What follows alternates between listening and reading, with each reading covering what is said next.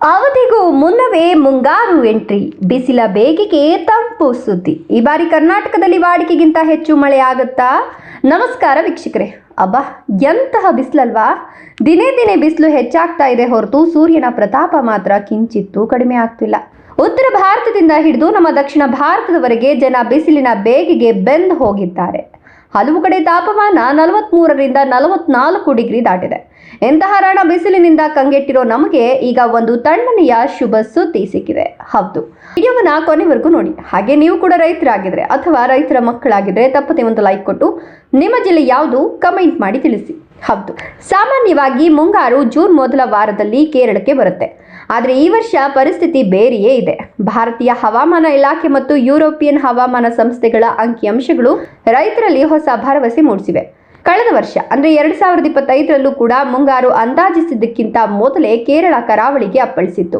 ಅದೇ ರೀತಿ ಈ ವರ್ಷವೂ ಮುಂಗಾರು ಮಾರುತಗಳು ಬಹಳ ವೇಗವಾಗಿ ಭಾರತದತ್ತ ಮುನ್ನುಗ್ಗಿ ಬರ್ತಿವೆ. ಭಾರತಕ್ಕೆ ಮುಂಗಾರು ಬರಬೇಕಾದ್ರೆ ಮೊದಲು ಅದು ಅಂಡಮಾನ್ ಮತ್ತು ನಿಕೋಬಾರ್ ದ್ವೀಪಗಳನ್ನು ದಾಟಬೇಕು. ಲೇಟೆಸ್ಟ್ ರಿಪೋರ್ಟ್ಸ್ ಪ್ರಕಾರ ಮೇ 18ರಿಂದ ಮೇ 25ರ ಒಳಗೆ ಮುಂಗಾರು ಅಂಡಮಾನ್ ತಲುಪಲಿದೆ. ಬಂಗಾಳ ಕೊಲ್ಲಿಯಲ್ಲಿ ತೇವಾಂಶ ಭರಿತ ಗಾಳಿ ಬಲಗೊಳ್ತಾ ಇದ್ದು ಅಲ್ಲಿ ಸಾಮಾನ್ಯಕ್ಕಿಂತ ಹೆಚ್ಚು ಮಳೆಯಾಗುವ ಸಾಧ್ಯತೆ ಇದೆ. ಇದು ಭಾರತದ ಕಡೆಗೆ ಮುಂಗಾರನ್ನ ಎಳೆದುಕೊಂಡು ಬರೋಕೆ ಒಂದು ಬೂಸ್ಟರ್ ಇದ್ದಂತೆ ಕೆಲಸ ಮಾಡುತ್ತೆ. ಇನ್ನು ಎರಡನೇ ಮತ್ತು ಅತಿ ಮುಖ್ಯ ಘಟ್ಟ ಅಂದ್ರೆ ಕೇರಳ ಪ್ರವೇಶ. ಮೇ 25ರಿಂದ ಜೂನ್ 1ರ ಅವಧಿಯಲ್ಲಿ ಮುಂಗಾರು ಕೇರಳ ಮತ್ತು ತಮಿಳುನಾಡಿನ ದಕ್ಷಿಣ ಭಾಗಗಳನ್ನು ತಲುಪುವ ಸಾಧ್ಯತೆ ದಟ್ಟವಾಗಿದೆ. ಅರೇಬಿಯನ್ ಸಮುದ್ರದಲ್ಲಿ ಬೀಸುವ ಬಲವಾದ ಪಶ್ಚಿಮ ಮಾರುತಗಳು ಮಳೆರಾಯನನ್ನ ನಮ್ಮತ್ತ ಕರೆತರ್ತಿವೆ. ಬಿಸಿಲಿನಿಂದ ಬೆಂದು ಹೋಗಿರೋ ದಕ್ಷಿಣ ಭಾರತದ ಜನರಿಗೆ ಇದಕ್ಕಿಂತ ದೊಡ್ಡ ರಿಲೀಫ್ ಮತ್ತೊಂದಿಲ್ಲ ಅಲ್ವಾ? ಈ ಬಾರಿ ಮುಂಗಾರು ಬೇಗ ಬರಲು ಕಾರಣಗಳೇನು ನಿಮ್ಗನಿಸಬಹುದು. ಈ ಬಾರಿ ಯಾಕೆಷ್ಟು ಬೇಗ ಮಳೆ ಬರ್ತಿದೆ ಅಂತ ಇದಕ್ಕೆ ಮುಖ್ಯವಾಗಿ 3 ಕಾರಣಗಳಿವೆ. ಮೊದಲನೆಯದ್ದು ಎಲ್ ನಿನೋ ಪ್ರಭಾವ ಈ ಬಾರಿ ಕಡಿಮೆ ಇರೋದು. ಎರಡನೆಯದ್ದು ಪಾಸಿಟಿವ್ ಐಒಡಿ, ಇಂಡಿಯನ್ ಓಷನ್ ಡಿಪೋಲ್ ಅಂದ್ರೆ ಪಶ್ಚಿಮ ಹಿಂದೂ ಮಹಾಸಾಗರ ಬೆಚ್ಚಗಿರೋದು ಮುಂಗಾರಿಗೆ ಶಕ್ತಿ ನೀಡುತ್ತೆ. ಇನ್ನು ಮೂರನೇ ಕಾರಣ ಕೇಳಿದ್ರೆ ನೀವು ಅಚ್ಚರಿ ಪಡ್ತೀರಾ. ನಾವೀಗ ಅನುಭವಿಸ್ತಿರೋ ಈ ಅತಿಯಾದ ಬಿಸಿಲೇ ಮಳೆ ಬೇಗ ಬರಲು ಕಾರಣವಾಗ್ತಿದೆ. ಭೂಮಿ ಬಿಸಿಯಾದಾಗ ಅಲ್ಲಿ ಕಡಿಮೆ ಒತ್ತಡ ನಿರ್ಮಾಣವಾಗಿ ಸಮುದ್ರದ ತಂಪು ಗಾಳಿಯನ್ನ ತನ್ನತ್ತ ವೇಗವಾಗಿ ಎಳೆದುಕೊಳ್ಳುತ್ತೆ. ಅಂದ್ರೆ ಬಿಸಿಲು ಹೆಚ್ಚಾದಷ್ಟು ಮಳೆ ಬೇಗ ಬರೋ ಚಾನ್ಸಸ್ ಇರುತ್ತೆ. ಆದ್ರೆ ವೀಕ್ಷಕರೇ, ಇಲ್ಲೊಂದು ಸಣ್ಣ ಆತಂಕವೂ ಇದೆ. ಹವಾಮಾನ ತಜ್ಞರು ಇದನ್ನ ವೈಲ್ಡ್ ಕಾರ್ಡ್ ಅಂತಾರೆ.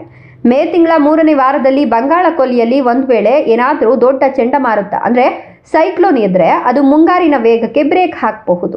ಅದು ಮಳೆಯ ಗಾಳಿಯನ್ನ ತನ್ನತ್ತ ಸೆಳೆದುಕೊಂಡ್ರೆ ಕೇರಳಕ್ಕೆ ಬರೋದು ಸ್ವಲ್ಪ ತಡವಾಗುತ್ತೆ. ಆದ್ರೆ ಸದ್ಯದ ಮಾಹಿತಿಯ ಪ್ರಕಾರ ಮುಂಗಾರು ತುಂಬಾ ಬಲವಾಗಿಯೇ ಇದೆ. ಕರ್ನಾಟಕದ ರೈತರಿಗೆ ಗುಡ್ ನ್ಯೂಸ್. ಮುಂಗಾರು ಕೇರಳಕ್ಕೆ ಬಂದ 4-5 ದಿನದಲ್ಲೇ ನಮ್ಮ ಕರ್ನಾಟಕದ ಕರಾವಳಿ ಮತ್ತು ಮಲೆನಾಡು ಭಾಗಕ್ಕೆ ಎಂಟ್ರಿ ಕೊಡುತ್ತೆ. ಅಂದ್ರೆ ಜೂನ್ ಮೊದಲ ವಾರದಲ್ಲೇ ಕರ್ನಾಟಕದಲ್ಲಿ ಮುಂಗಾರು ಹಬ್ಬ ಶುರುವಾಗಲಿದೆ. ಈಗಾಗಲೇ ಅಲ್ಲಲ್ಲಿ ಅಕಾಲಿಕ ಮಳೆಯಾಗಿ ಭೂಮಿ ಸ್ವಲ್ಪ ತಂಪಾಗಿದೆ. ಮುಂಗಾರು ಬೇಗ ಬಂದ್ರೆ ಕೆರೆಕಟ್ಟೆಗಳು ತುಂಬುತ್ತವೆ. ರೈತರು ಬಿತ್ತನೆ ಕಾರ್ಯ ಶುರು ಮಾಡಬಹುದು ಮತ್ತು ಮುಖ್ಯವಾಗಿ ಕುಡಿಯುವ ನೀರಿನ ಸಮಸ್ಯೆಗೂ ಒಂದು ಮುಕ್ತಿ ಸಿಗುತ್ತೆ. ಒಟ್ನಲ್ಲಿ ಈ ವರ್ಷದ ರಣ ಬಿಸಿಲಿನಿಂದ ಕಂಗೆಟ್ಟಿರೋ ನಮಗೆ ಮುಂಗಾರು ಹೊಸ ಚೈತನ್ಯ ನೀಡಲಿದೆ. ಎಲ್ ನಿನೋ ಪ್ರಭಾವ ತಕ್ಕಮಟ್ಟಿಗಿರೋದು ನಮಗೆ ಒಳ್ಳೆಯ ಸುದ್ದಿಯೇ. ಪ್ರಕೃತಿಯ ನಿರೀಕ್ಷಿತ ಬದಲಾವಣೆಗಳ ನಡುವೆಯೂ ಈ ಬಾರಿ ಸುಭಿಕ್ಷವಾದ ಮಳೆಯಾಗುವ ಭರವಸೆ ಇದೆ. ನೋಡೋಣ ಮಳೆರಾಯನ ಅಬ್ಬರ ಹೇಗಿರುತ್ತೆ ಅಂತ. ಇವತ್ತಿನ ಈ ಮಾಹಿತಿ ನಿಮ್ಗೆ ಇಷ್ಟವಾಗಿದ್ರೆ ವಿಡಿಯೋಗೆ ಲೈಕ್ ಮಾಡಿ, ಶೇರ್ ಮಾಡಿ. ಇಂತಹ ಮತ್ತಷ್ಟು ಅಪ್ಡೇಟ್ಸ್ಗಳಿಗಾಗಿ ನಮ್ಮ ಚಾನಲ್ ಅನ್ನು ಫಾಲೋ ಮಾಡೋದನ್ನ ಮರಿಬೇಡಿ. ಧನ್ಯವಾದಗಳು.